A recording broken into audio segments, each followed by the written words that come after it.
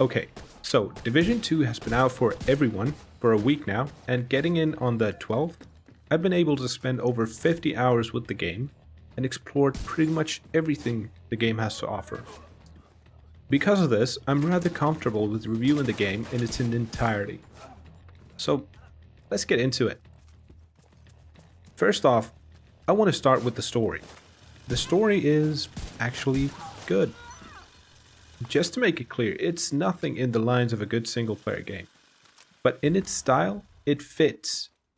The story involves you arriving in DC, answering a call for aid to all Division agents. You then start to help clear vital areas around the city from the 3 enemy factions that have been formed after the downfall of modern society.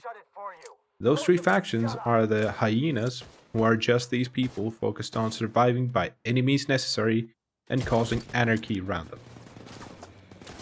The True Sons, who proclaim to be the Patriots doing the right thing by enforcing their order and killing everybody who stands in the way. And the Outcasts, who were infected with the virus but survived only to be quarantined and left to die. You start the restoration of order with the help of another Division agent named Kelso and your comms guy Manny. These are the main characters, and some more non-important personnel. As you progress, the White House, which works as a base of operations, gets upgraded with things like a clinic, shooting range, crafting station, and much more. Once you finally clear out the factions by doing all the missions, you advance to what is called World Tier 1.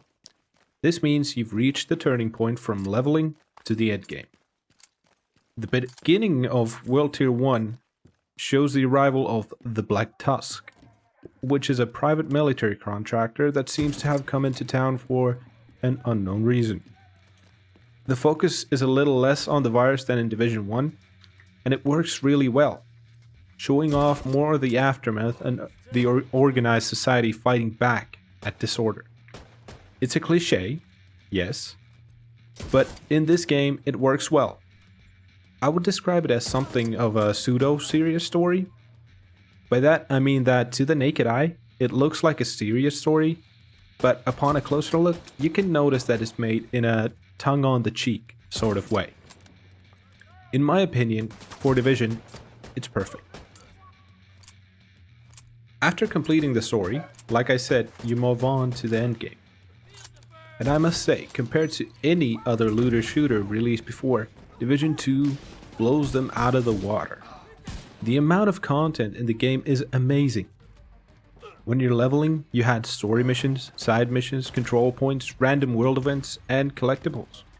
After reaching World Tier 1, you get more of everything. The missions and strongholds have now changed, with different objectives and the new enemy faction being the focus on this round. Not only that, clear the missions and strongholds to reach World Tier 4, and boom, you get even more content. You get more and harder bounties. You can do world events to make the linked control point more difficult and more rewarding. The enemy factions start rotating on the map, so one day a control point is held by True Sons, and the next you can find the Outcasts trying to claim it for themselves. It's things like this that make the world of Division 2 feel alive.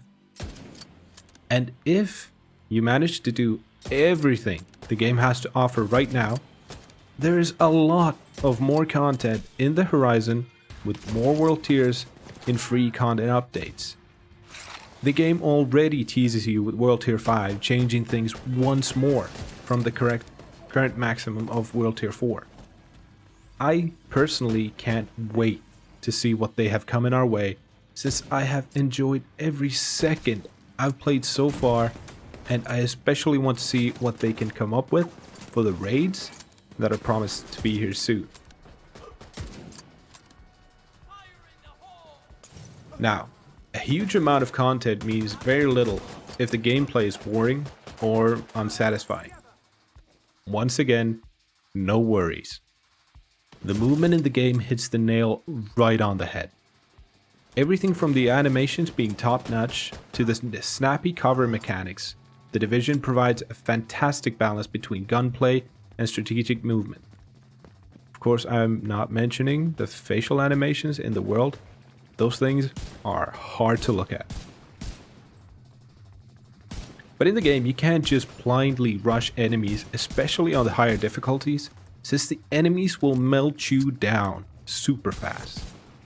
This means that using cover is vital, but the AI will make staying behind a single cover a bad idea.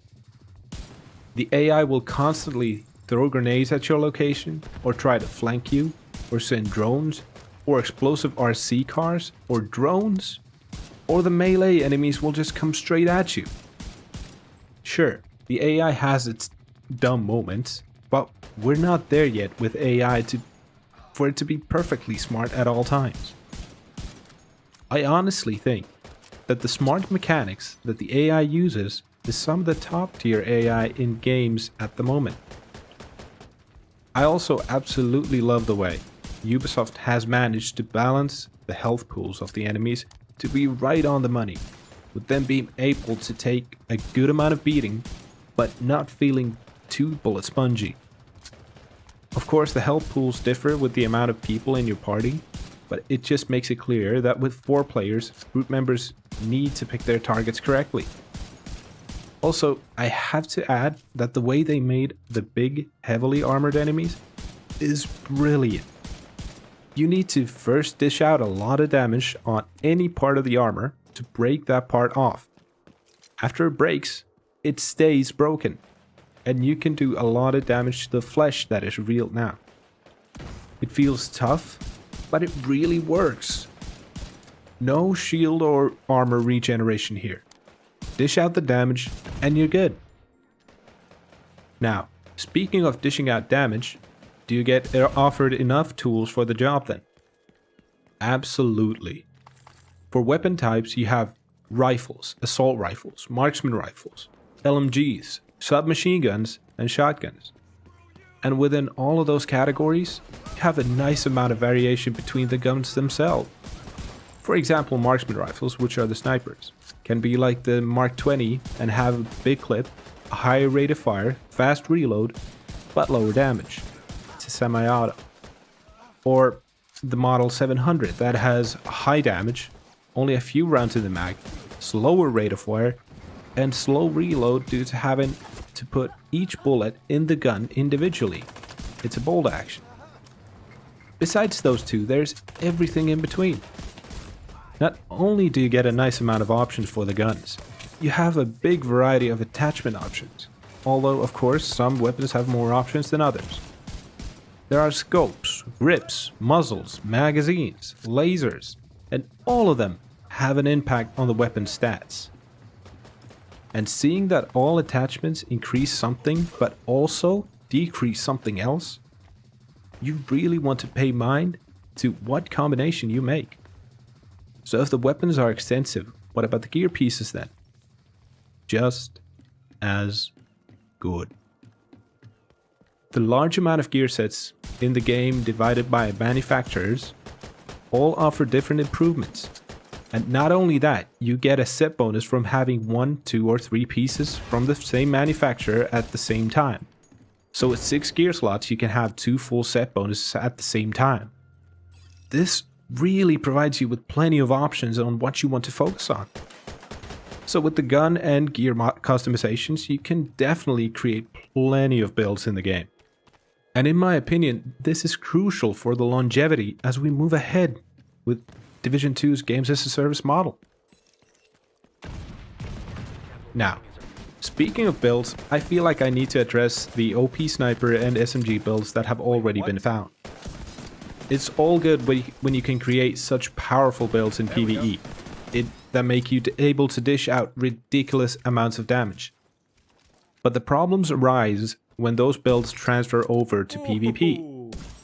At the time that I'm writing this, no changes have been made to address the one-shot sniper build or the burst SMG build.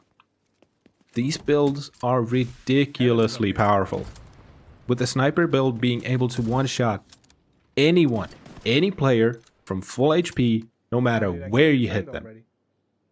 And the SMG build being able to burst down an enemy from full HP in less than a second. This, as you may understand, is not optimal and will ruin the experience for a lot of people who want to try out PvP in the game. The PvP content comes in two different forms. The more traditional form is called Conflict. Conflict is your standard team deathmatch in the game called Skirmish, and domination game modes cycled between custom maps made just for PvP. It's rather simple, some might like it. Personally, I'm actually indifferent about it. The other one comes by the genius areas called Dark Zones. Dark Zones returned from the original game, and they are still fantastic. It is a separate instance area in the map where you cannot fast travel.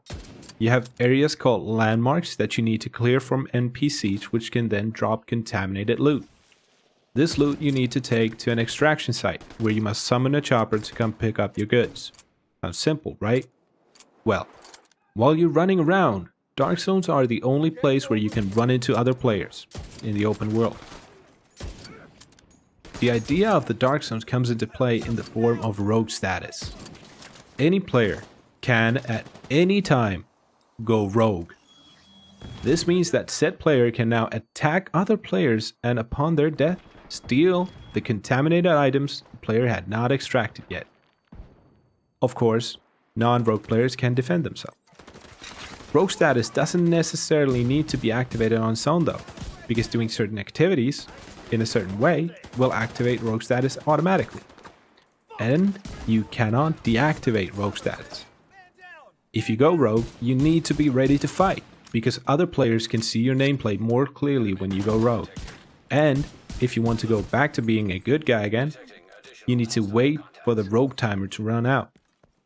This makes meeting new people a complete gamble. Do you trust them and work together so you both get that sweet loot? Or do you shoot him in the back? Does he shoot you in the back?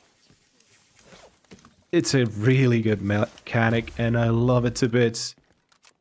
I do wish that the instances would have more players, because most of the time I didn't see anyone else in the zone. But when I did, the good times. Now, performance-wise, I've had almost no issues with the game whatsoever during my 60-ish hours played. I did make the mistake of turning on the DirectX 12 renderer when I first started the game, and for some reason that drove my CPU usage through the roof and caused some crashes. After turning it off, never had an issue again. The game does have bugs for sure, but nothing in the lines of, for example, Anthem. Not comparable at all. During my time playing the game, I ran into one single bug that caused me to force close the game. And that was an issue with a ladder in the open world where I couldn't move. A single one. I also want to quickly point out that the game does have microtransactions, but they are very unintrusive. And if you decide to use them, the rates are rather good, not being ridiculously expensive. The most expensive collection of cosmetic items was like 10 euros. Also, there's a clan system in the game, though I did not have too much experience with that, but the clan size is limited to 50 players, which is quite small. Other than that, the clan system seems interesting, with projects and CXP and whatnot. All in all, Division 2 is, in my opinion, the looter shooter we've been waiting for. The huge amount of content, the customization, free content updates, PvE, PvP, and PvEVP ways of play. Big open world, lots of loot, options to min-max everything. This game is absolutely worth the price. And if you like third-person open-world shooters, this game is definitely for you. I can see myself having a long road ahead of me with Division 2, and will absolutely be playing it a lot. If you want to see Division 2 in action, I stream every Monday, Wednesday, and Friday at 7 PM EET, link down below. And for gaming content, be sure to subscribe to the channel. Liking the video always helps me out a lot, and you can also follow me on Twitter at shadow_cc.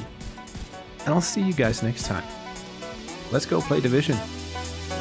Shadow CC out.